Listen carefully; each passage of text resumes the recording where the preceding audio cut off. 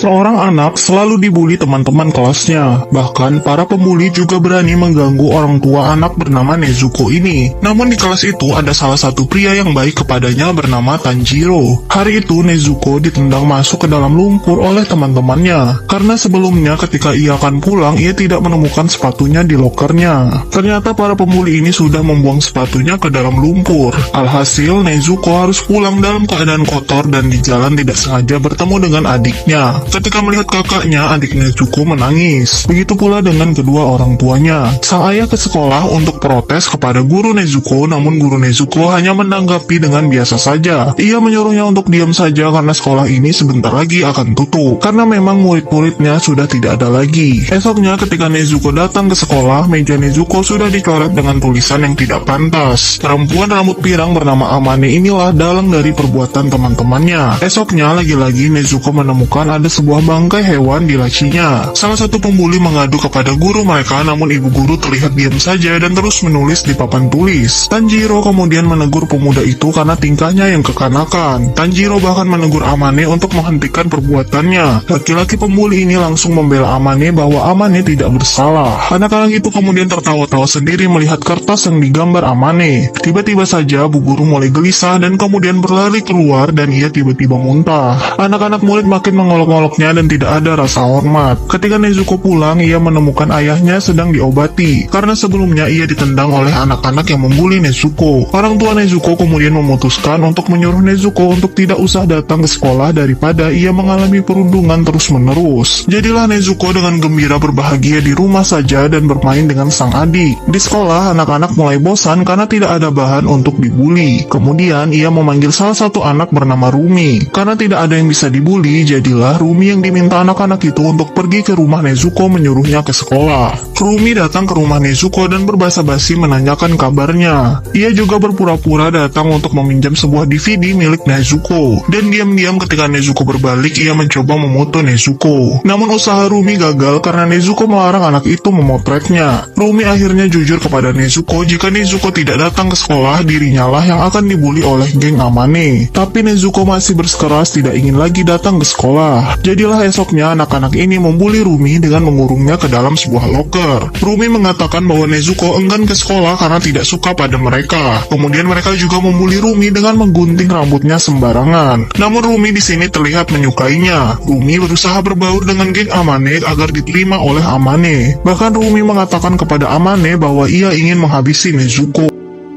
Wanita ini melepaskan dendamnya kepada para pembulinya karena mereka orang tuanya tewas akibat api yang membakar tubuh mereka. Lalu adiknya kritis akibat luka bakar yang cukup parah. Nezuko tidak lagi masuk ke sekolah karena setiap hari ia dibully teman-temannya. Alhasil anak lain bernama Rumi jadi korban bully pengganti Nezuko jika ia tidak bisa membuat Nezuko masuk ke sekolah. Namun karena Nezuko tidak mau lagi datang, Rumi dibully habis-habisan oleh geng Amane, bahkan mereka memotong rambut Rumi asal-asalan. Namun Rumi terlihat gembira-gembira saja dengan ini karena dirinya ingin sekali masuk ke geng Amane untuk menghabisi Nezuko. Hari ketika kematian orang tuanya, Nezuko sebenarnya sedang berkencan dengan anak di kelasnya bernama Tanjiro. Ketika ia pulang malamnya, ia tidak sengaja bertemu dengan pembulinya yang terlihat ketakutan ketika melihat dirinya. Benar saja rumah Nezuko sudah terbakar habis sementara keluarganya masih ada di dalam sana. Dengan gagah berani, Tanjiro berlari masuk ke dalam mencoba melihat keadaan keluarga Nezuko. Tapi ketika ia keluar, sayangnya hanya adik Nezuko lah yang bisa diselamatkan, walau ia mengalami kritis. Kini Nezuko harus tinggal bersama kakeknya. Kakeknya berkata adiknya bisa selamat berkat pengorbanan ayahnya yang melindunginya. Amane, si ketua geng yang tidak hadir ketika teman-temannya menghabisi keluarga Nezuko, kaget mendengar berita dari ibunya bahwa kedua orang tua Nezuko tewas karena kebakaran itu. Di sekolah, teman-teman Amane terlihat panik takut perbuatan mereka ketahuan, terutama Miki dan Mika yang sampai membuat mereka menangis. Di kelas, Rumi menemui Amane dan berkata sayang sekali dirinya kemarin tidak ikut padahal ada kejadian yang menarik. Namun karena Amane risih dengan Rumi, ia menusuk tangan Rumi dengan sebuah pena. Di balik kepribadian Amane yang dingin, ternyata di rumah ia tidak bisa berpendapat apapun karena ayahnya yang mengatur masa depan Amane. Padahal Amane sangat ingin masuk ke sekolah kecantikan, namun ayahnya menolak. Sedangkan Rumi diam-diam ternyata terobsesi dengan Amane karena banyak sekali gambar-gambar dirinya yang Rumi buat. Esoknya sekolah dikejutkan kedatangan Nezuko Nezuko yang tiba-tiba setelah sebelumnya ia menolak masuk ke sekolah. Tapi sayang karena traumanya, Nezuko kehilangan suaranya. Ketika jam istirahat, ia menemui teman-teman Amane meminta mereka untuk bertemu sepulang sekolah. Mereka pergi ke sebuah lubang tempat Nezuko biasanya dibully. Di sana mereka semua mencoba menjolak Nezuko masuk ke dalam. Salah satu pembuli sudah menyiapkan benda tajam untuk menghabisi Nezuko agar mereka bisa aman. Tapi mereka tidak tahu bahwa diam-diam Nezuko mengambil sebuah paku dan ketika saatnya ia menusukkan paku itu ke mata si pembuli ini. Teman-teman yang lain ketakutan melihat mata teman mereka yang nyaris keluar. Kemudian Nezuko menyiapkan benda lain dan ketika perempuan ini berbalik, Nezuko memukul kepalanya. Ketika anak ini terjatuh, Nezuko mencoba memukulnya tanpa henti sampai membuatnya tak bernyawa. Selanjutnya Nezuko mencoba mendekat kepada dua yang lain dan ia memotong jari-jari perempuan itu. Sedangkan salah satunya dilukai kakinya karena ia mencoba kabur dan membuat perempuan itu terjatuh dan menewaskannya. Kemudian tersisa satu orang ini dan Nezuko menghabisinya. Esoknya teman-teman perempuan ini mendapatkan kabar bahwa anak-anak itu tidak pulang ke rumah semalaman. Kemudian mereka mulai ketakutan ketika melihat ada mobil polisi di sekolah mereka.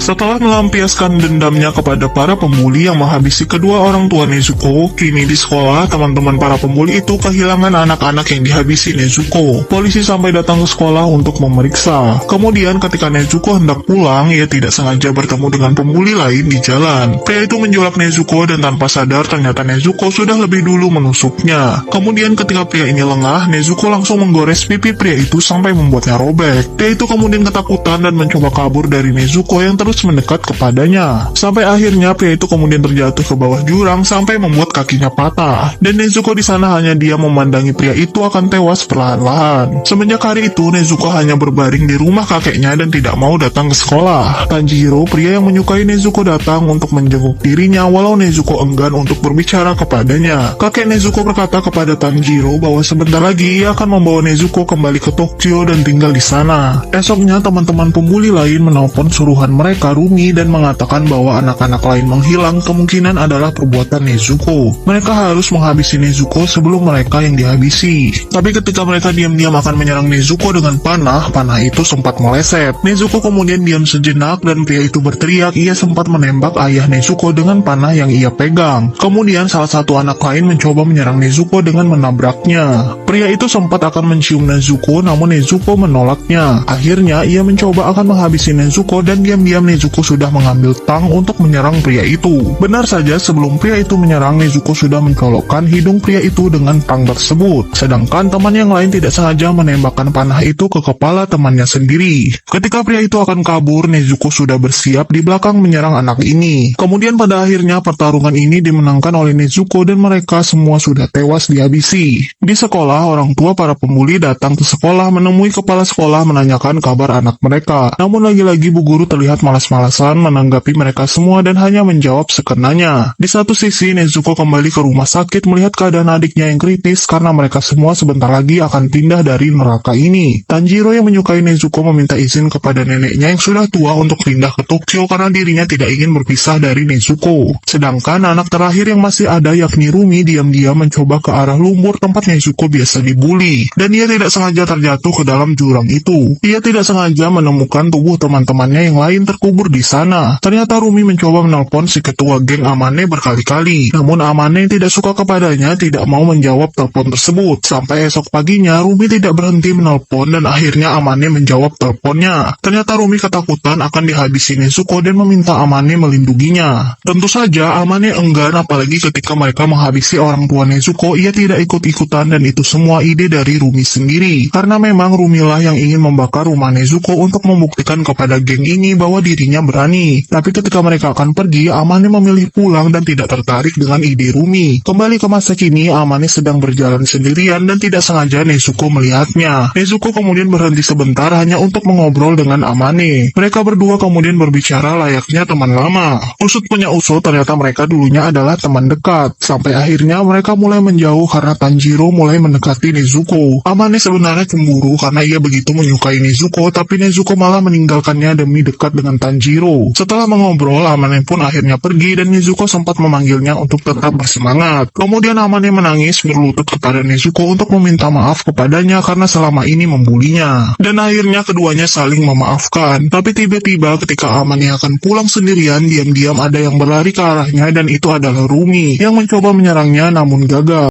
Wanita ini hidupnya hancur setelah adiknya koma karena luka bakar yang parah dan orang tuanya meninggal akibat anak-anak di sekolah yang selalu membulinya tidak sengaja membakar kedua orang tuanya. Setelah membalaskan dendam dengan menghabisi mereka semua satu persatu, Nezuko memutuskan akan pindah ke Tokyo bersama kakeknya. Namun ada satu pria yang menyukainya memaksa Nezuko untuk tinggal di sini bersamanya. Karena neneknya tidak membolehkannya ke Tokyo mengikuti Nezuko, Tanjiro akhirnya menghabisi neneknya sendiri agar dirinya bisa terbebas darinya. Salah satu yang menyerang orang tua Nezuko masih hidup dan kini ia ketakutan jika Nezuko akan menghabisinya. Akhirnya anak itu diam-diam pergi ke rumah sakit dan mencoba menyiramkan minyak ke seluruh tubuh adik Nezuko yang koma untuk menghabisinya. Namun Nezuko datang tepat waktu, tepat ketika Rumi akan membakar adiknya lagi. Dan kemudian Nezuko mencoba menyerang Rumi dengan mencekiknya. Tapi Nezuko tidak ingin menghabisi Rumi di depan adiknya sendiri dan akhirnya melepaskan anak itu. Ketika di luar, Nezuko kaget melihat kakeknya sudah sekarat dan dibawa ke ruang ICU.